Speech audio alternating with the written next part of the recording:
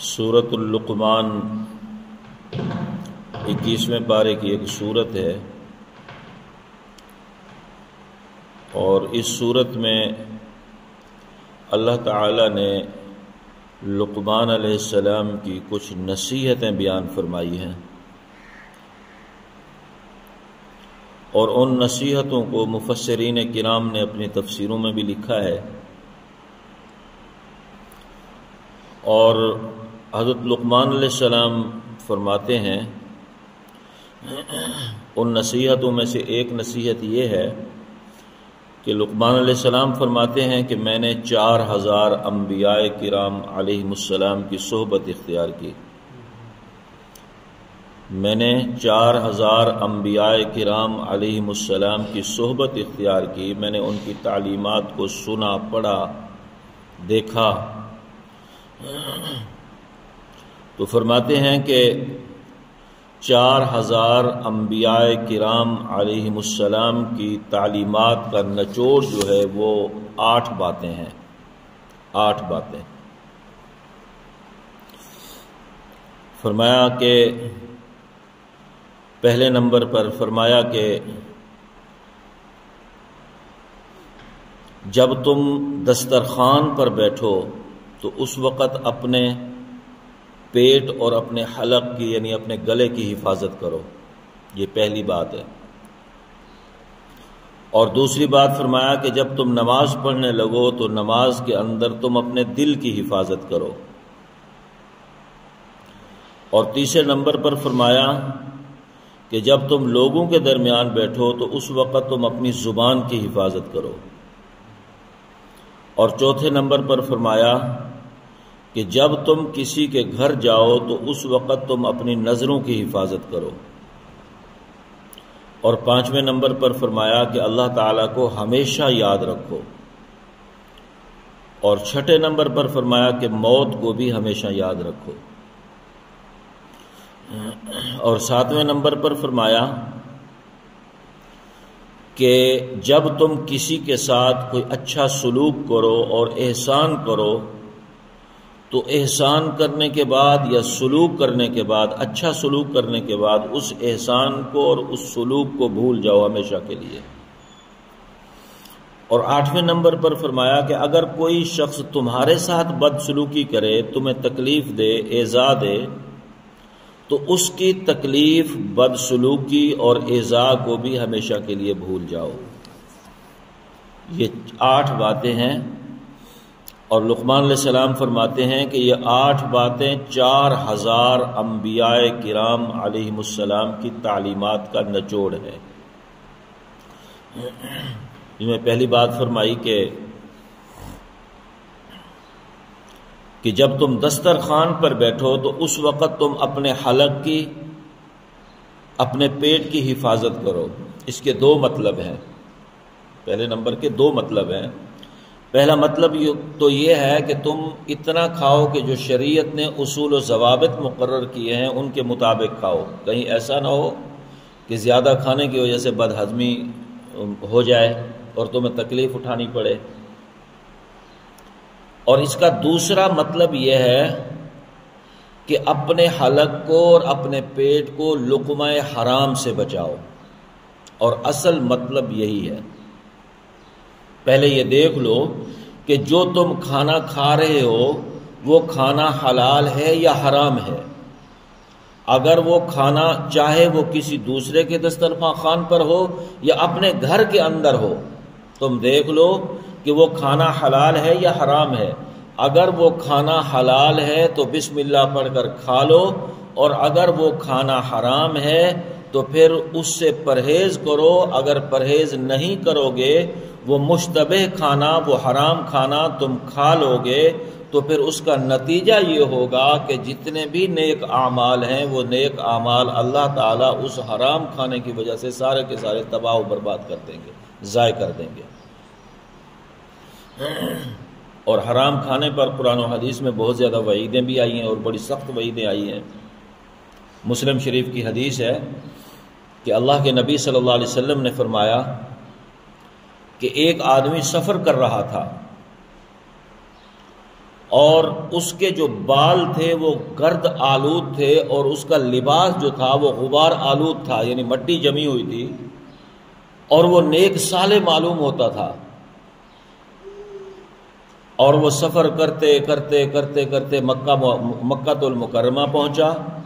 اور اللہ کے گھر کے سامنے وہ کھڑے ہو کے دعائیں مانگ رہا تھا اور کہتا یا ربی یا ربی یا ربی کہ میری فلاں دعا بھی قبول فرما، فلاں دعا بھی قبول فرما، اور فلاں دعا بھی قبول فرما۔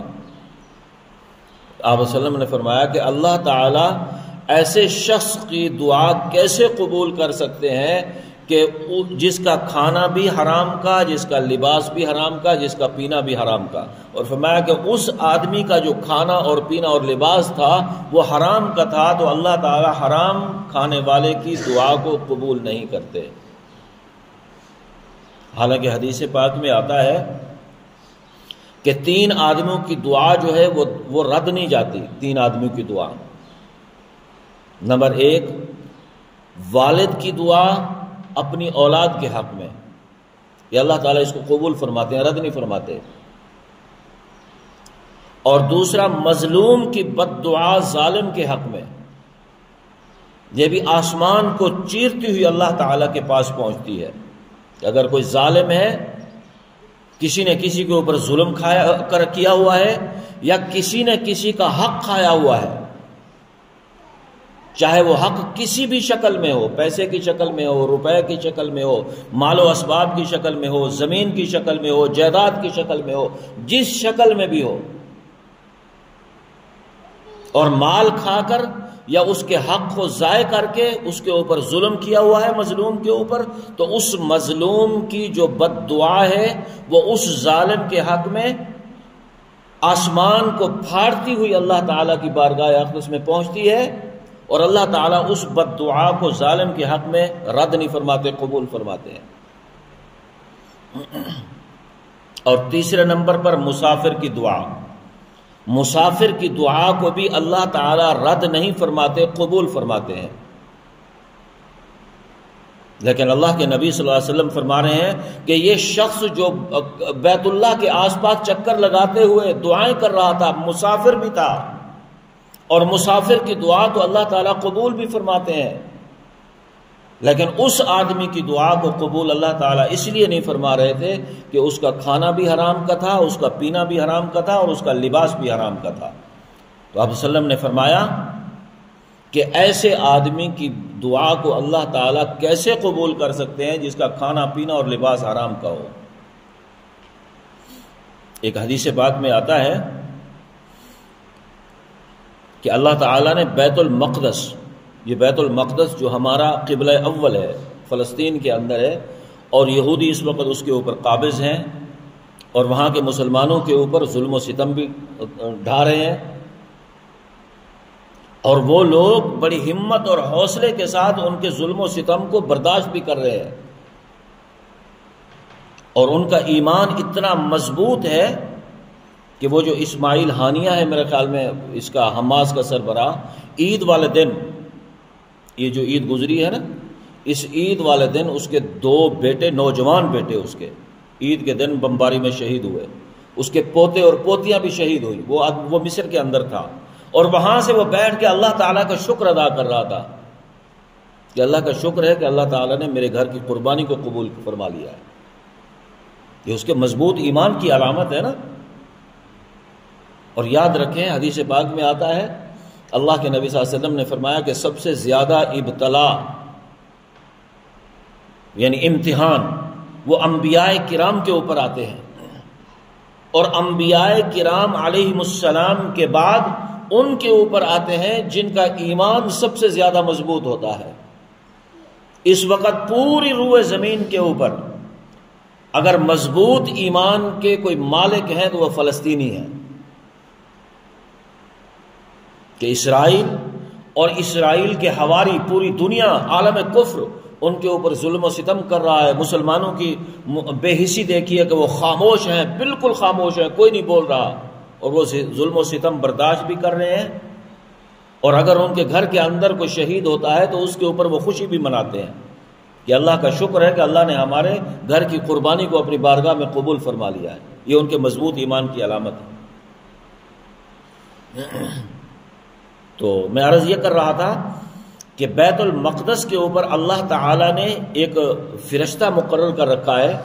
جو دن رات یہ آواز لگاتا رہتا ہے کہ جو شخص حرام کھائے گا اللہ تعالیٰ نہ اس کے فرض قبول فرمائیں گے اور نہ ہی اس کے نوافل قبول فرمائیں گے. یعنی جو شخص حرام کھاتا ہے، لقمہ حرام کھاتا ہے یا اپنے گھر والوں کو کھلاتا ہے تو اس کے نہ تو فرض قبول ہوتے ہیں اور نہ ہی نوافل قبول ہوتی ہیں. اگر ان دونوں حدیثوں کو ملا کر دیکھا جائے تو حرام کھانے والا جو انسان ہوتا ہے اس کی عبادت بھی قبول نہیں ہوتی اور اس کی دعا بھی قبول نہیں ہوتی. حدیث پاک میں آتا ہے، انس بن مالک رضی اللہ تعالی عنہ جو اللہ کے نبی صلی اللہ علیہ وسلم کے عظیم المرتبہ صحابی ہیں اور آپ وسلم کے خادم خاص رہے، 10 سال اللہ کے نبی صلی اللہ علیہ وسلم کی خدمت کرتے رہے اور ان کا بہت بڑا مقام اور مرتبہ ہے. تو حضرت انس بن مالک رضی اللہ تعالی عنہ نے ایک مرتبہ اللہ کے نبی صلی اللہ علیہ وسلم کی خدمت میں عرض کیا کہ یا رسول اللہ صلی اللہ علیہ وسلم میرے لیے دعا فرمائیے کہ اللہ تعالی مجھے مستجاب الدعوات بنا دیں. مستجاب الدعوات وہ آدمی ہوتا ہے کہ جس کی کوئی بھی دعا اللہ تعالیٰ کی بارگاہ میں رد نہیں ہوتی، قبول ہوتی ہے. تو یہ عرض کیا انس بن مالک رضی اللہ تعالی عنہ نے کہ یا رسول اللہ میرے لیے آپ دعا فرمائیے کہ اللہ تعالیٰ مجھے مستجاب الدعوات بنا دیں، یعنی میں کوئی بھی دعا کروں تو میری دعا اللہ تعالیٰ کی بارگاہ اقدس میں رد نہ ہو، قبول ہو. تو اللہ کے نبی صلی اللہ علیہ وسلم نے ارشاد فرمایا، جواب میں فرمایا کہ انس تم حرام سے بچنا شروع کر دو اور حلال کھانا شروع کر دو. حرام سے بچنے کی وجہ سے اور حلال کھانے کی وجہ سے جب بھی تم اللہ تعالیٰ کی بارگاہ اقدس میں دعا کرو گے تو تمہاری کوئی دعا رد نہیں ہوگی بلکہ قبول ہوگی. تو حلال کھانے کا یہ اثر ہوتا ہے کہ جب انسان اللہ تعالیٰ کی بارگاہ اقدس میں دعا کرتا ہے اس کی دعا بھی قبول ہوتی ہے، اور جب وہ انسان کوئی عبادت کرتا ہے تو وہ عبادت بھی قبول ہوتی ہے. اور حرام کھانے کا نقصان یہ ہوتا ہے کہ جب کوئی انسان حرام کھاتا ہے تو نہ تو اس کی کوئی عبادت اللہ تعالیٰ کی بارگاہ میں قبول ہوتی ہے اور نہ ہی اس کی کوئی دعا اللہ تعالیٰ کی بارگاہ میں قبول ہوتی ہے. حضرت تھانوی رحمۃ اللہ علیہ نے حرام کھانے کے 4 نقصان لکھے ہیں. 4 نقصان فرماتے ہیں کہ پہلا نقصان یہ ہے کہ حرام کھانے سے انسان کے دل کے اندر سے نور نکل جاتا ہے، جس کو نور ایمان کہتے ہیں. وہ ایمان کا نور انسان کے دل کے اندر سے نکل جاتا ہے اور انسان صرف اور صرف اپنی زبان کی حد تک مومن ہوتا ہے، کہتا ہے کہ جی میں نے کلمہ پڑھا ہے، میں مسلمان ہوں، ورنہ اس کے دل کے اندر سے نور ایمان نکل جاتا ہے. اور فرماتے ہیں کہ دوسرا نقصان یہ ہے کہ انسان کی طبیعت کے اندر سستی اور کاہلی پیدا ہو جاتی ہے. اس کا دل چاہتا ہے کہ میں اللہ تعالیٰ کی عبادت کروں، میں نماز پڑھوں، میں روزہ رکھوں، یا وہ صاحب استعداد ہے تو میں حج پہ جاؤں، یا میں زکوٰۃ ادا کروں، میں صدقہ ادا کروں. لیکن اس حرام کھانے کی وجہ سے اس کے وجود کے اندر اتنی سستی اور کاہلی پیدا ہو جاتی ہے کہ وہ ان عبادات کی طرف آ ہی نہیں سکتا. اور تیسرا نقصان فرماتے ہیں کہ انسان کے دل کے اندر برے برے خیالات اور برے برے جذبات پیدا ہونا شروع ہو جاتے ہیں حرام کھانے کی وجہ سے.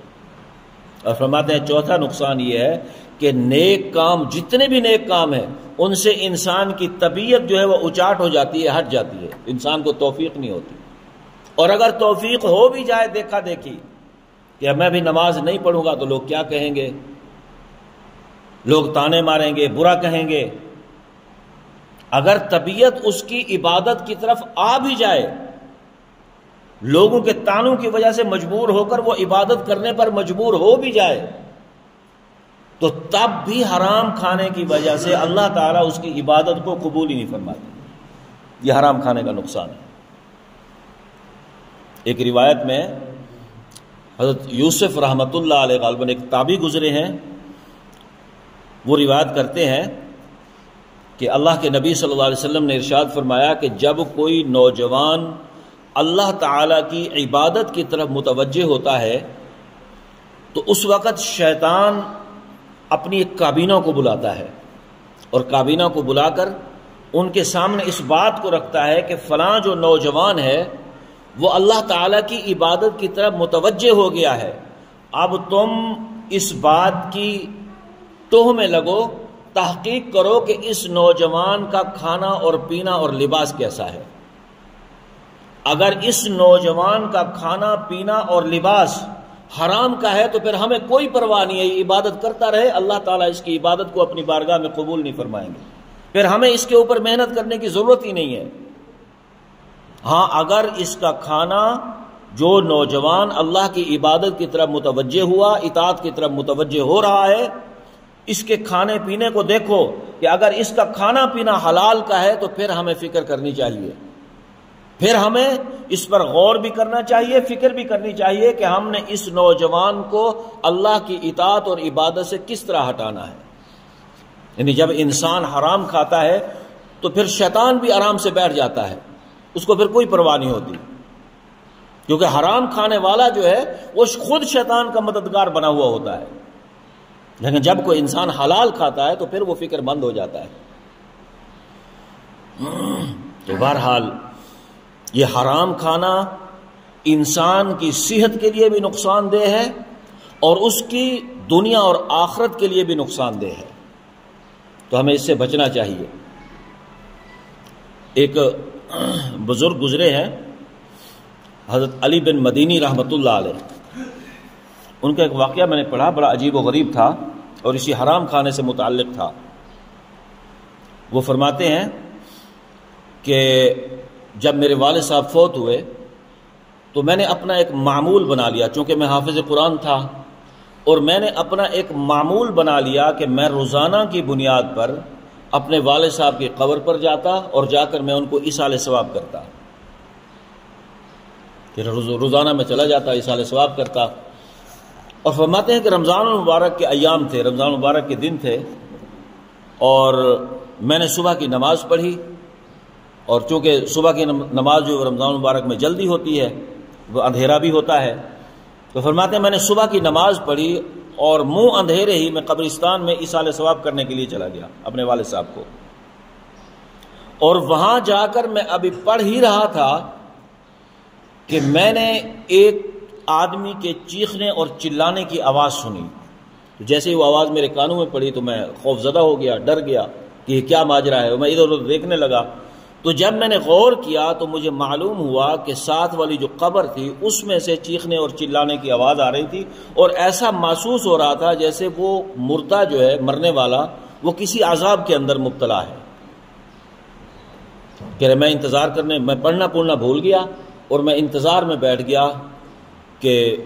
دن چڑھے اور تو میں معلوم کروں کہ یہ کون ہے۔ فرماتے ہیں روشنی جب ہونے لگی، سورج چڑھا تو لوگ آنے جانے لگے، تو میں نے لوگوں سے پوچھا کہ یہ قبر کس آدمی کی ہے؟ تو فرماتے ہیں کہ لوگوں نے مجھے کہا کہ یہ فلاں آدمی کی قبر ہے۔ تو فرماتے ہیں جب انہوں نے تعارف کرایا تو پھر مجھے بھی یاد آ گیا کہ وہ آدمی تو میرے محلے کا تھا، میرا ہمسایہ تھا، اور وہ آدمی انتہائی نیک آدمی تھا، وہ اللہ تعالیٰ کی عبادت میں لگا رہتا، وہ تہجد کی نماز بھی پڑھتا تھا، اور وہ ساری نمازیں جماعت کے ساتھ پڑھتا، تکبیر اولیٰ کے ساتھ پڑھتا، وہ مسجد کی خدمت بھی کرتا، اشراق بھی پڑھتا، چاشت کی نماز بھی پڑھتا، اور روزے بھی رکھتا تھا، وہ زکوٰۃ بھی ادا کرتا، صدقہ خیرات بھی کرتا، جتنے بھی نیک اور تسبیح بھی ہر وقت وہ پڑھتا رہتا، اور بہت کم گو آدمی تھا، کسی سے بات بھی زیادہ نہیں کرتا تھا، ہر وقت وہ اللہ تعالیٰ کے ذکر کے اندر لگا رہتا تھا۔ تو ہم فرماتے ہیں کہ مجھے بڑی حیرانی ہوئی کہ اتنا نیک بندہ اور اس کی قبر سے چیخنے چلانے کی آواز اور قبر عذاب کی آواز آ رہی ہے، وہ عذاب قبر کے اندر مبتلا ہے، تو اس کی کیا وجہ ہے؟ تو مجھے تحقیق کرنی چاہیے۔ تو فرماتے ہیں کہ میں اب محلے میں پہنچا، میں نے لوگوں سے پوچھنا شروع کیا کہ فلاں آدمی جو تھا اس کے کچھ ایسے اعمال تھے کہ میں نے اس کو عذاب قبر کے اندر مبتلا دیکھا ہے۔ تو تحقیق کرنے پر مجھے معلوم ہوا کہ ویسے تو وہ آدمی بڑا نیک آدمی تھا، اور جتنے بھی نیک اعمال تھے وہ سب کو انجام دیتا تھا، لیکن اس کی اولاد نہیں تھی، اس کی اولاد نہیں تھی، اور اس کا کاروبار جو تھا وہ بہت وسیع کاروبار تھا۔ اور جب وہ بوڑھا ہو گیا اور اکیلا رہ گیا تو پھر اس کے اوپر یہ فکر سوار ہو گئی، جب یعنی وہ کاروبار کو نہیں سنبھال سکتا تھا تو اس کے اوپر یہ فکر سوار ہو گئی کہ میرا کاروبار جو ہے تباہ و برباد ہو جائے گا، اب اس کو گہل نکالنا چاہیے۔ تو پھر اس نے اپنے کاروبار کو سمیٹنا شروع کیا، جو بھی جتنی بھی جائیداد تھی، چیزیں تھیں، ان کو بیچنا شروع کر دیا۔ اور جب اس کے پاس پیسے جمع ہو گئے تو شیطان نے اس کو ایک پٹی پڑھائی، پھر اس نے وہ پیسے سود کے اوپر لگا دیے، اور اس کی جو آمدنی آتی تھی وہ آمدنی پر اپنا گزر بسر کرتا، اور باقی جتنا بھی وقت تھا وہ سارا کا سارا اللہ کی عبادت میں صرف کرتا۔ تو حضرت علی بن مدینی رحمۃ اللہ علیہ فرماتے ہیں کہ میں سمجھ گیا کہ یہ حرام کھانے کا اثر تھا کہ اللہ تعالیٰ نے اس کو عذاب قبر کے اندر مبتلا فرما دیا۔ تو یہ حرام کھانا یہ ایسی نحوست ہے کہ انسان کی کوئی عبادت اللہ تعالیٰ کی بارگاہ میں قبول نہیں ہوتی، اس کی کوئی دعا اللہ تعالیٰ کی بارگاہ میں قبول نہیں ہوتی، اور الٹا انسان عذاب قبر کے اندر مبتلا ہو جاتا ہے، اور جو آخرت کا معاملہ ہے وہ اس سے بھی کہیں گمبھیر ہے، اس سے بھی زیادہ سخت ہے۔ مثلا یہ حدیث پاک میں آتا ہے کہ اللہ کے نبی صلی اللہ علیہ وسلم نے فرمایا کہ بعض لوگ آخرت میں بہت زیادہ نیکیاں لے کر آئیں گے، اور ان کی نیکیاں تہامہ پہاڑ کے برابر ہوں گی۔ ایک پہاڑ تھا بہت بڑا، اللہ کے نبی صلی اللہ علیہ وسلم نے اس کی مثال دی، میں اس پہاڑ کے برابر ان کی نیکیاں ہوں گی، لیکن اللہ تعالی ان کے لیے جہنم کا فیصلہ فرما دیں گے۔ تو صحابہ کرام نے پوچھا یا رسول اللہ کیا وجہ ہے کہ ان کے لیے جہنم کا فیصلہ کیوں فرمائیں گے؟ تو اللہ کے نبی صلی اللہ علیہ وسلم نے فرمایا کہ ان کا کھانا بھی حرام کا ہوگا، اور ان کا پینا بھی حرام کا ہوگا، ان کا لباس بھی حرام کا ہوگا، اسی وجہ سے اللہ تعالیٰ ان کی کسی عبادت کو قبول نہیں فرمائیں گے بلکہ ان کو جہنم کے اندر منتقل فرما دیں گے۔ تو یاد رکھیں کہ جس طرح ہمارے اوپر نماز، روزہ، حج، زکوٰۃ فرض ہے، تو بالکل اسی طرح حرام سے بچنا اور حلال کا اہتمام کرنا بھی ہمارے اوپر فرض عین ہے۔ تو اگر ہم دیکھیں کہ اگر کہیں ہمارے گھر کے اندر کوئی مشتبہ لقمہ آ رہا ہے یا کوئی حرام کا لقمہ آ رہا ہے تو ہم اس سے بچنے کی کوشش کریں، خود بھی بچیں، اپنے گھر والوں کو بھی بچائیں۔ اللہ تعالی ہمیں ان باتوں پر عمل کرنے کی توفیق عطا فرمائے۔ وآخر دعوانا الحمد للہ رب العالمین۔